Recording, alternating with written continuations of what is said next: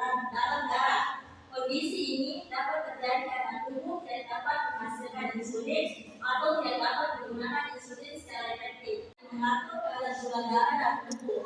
Adapun cara kerja insulin yaitu membuka pintu masuk kepada sel di seluruh tubuh sehingga glukosa dapat masuk ke dalam sel.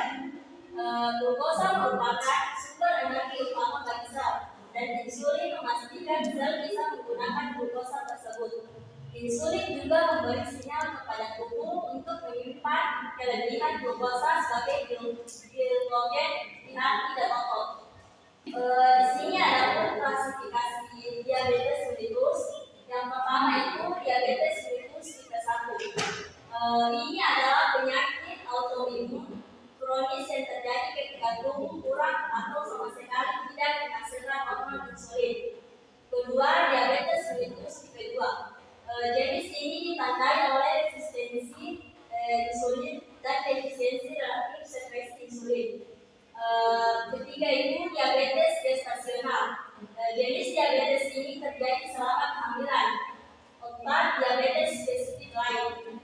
Ini mencakup berbagai jenis diabetes yang disebabkan oleh kelainan genetik, penyakit pankreas, dan obat-obatan. Adapun tipe diabetes mellitus.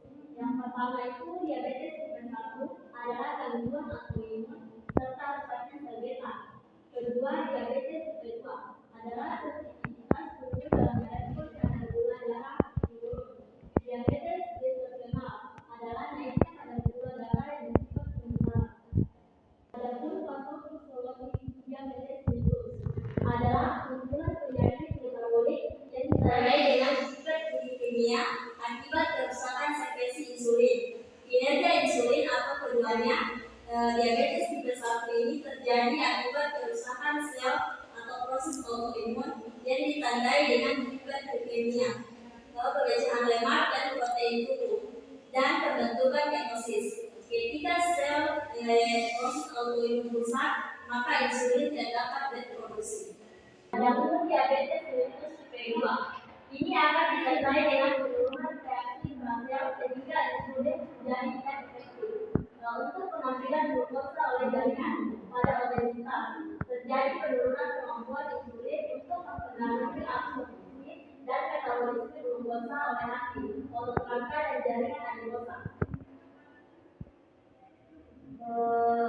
Adapun diabetes gestasional, ini merupakan diabetes yang terjadi pada masa kehamilan trimester kedua dan ketiga karena kerja insulin yang terhambat akibat hormon yang diinsersi plasenta. Diabetes tipe lain merupakan diabetes yang terjadi akibat genetik, penyakit pada pankreas, gangguan hormonal, pengaruh penggunaan obat atau glukokortikoid, pengobatan HIV/AIDS, serta infeksi udara kongenital.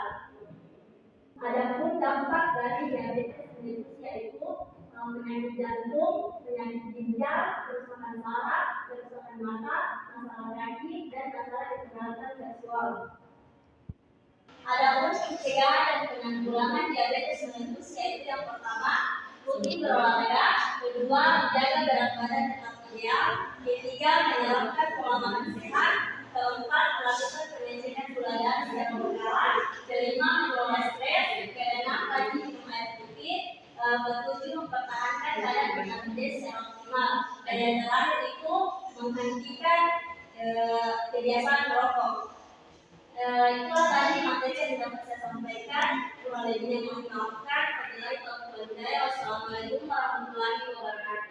Waalaikumsalam warahmatullahi wabarakatuh.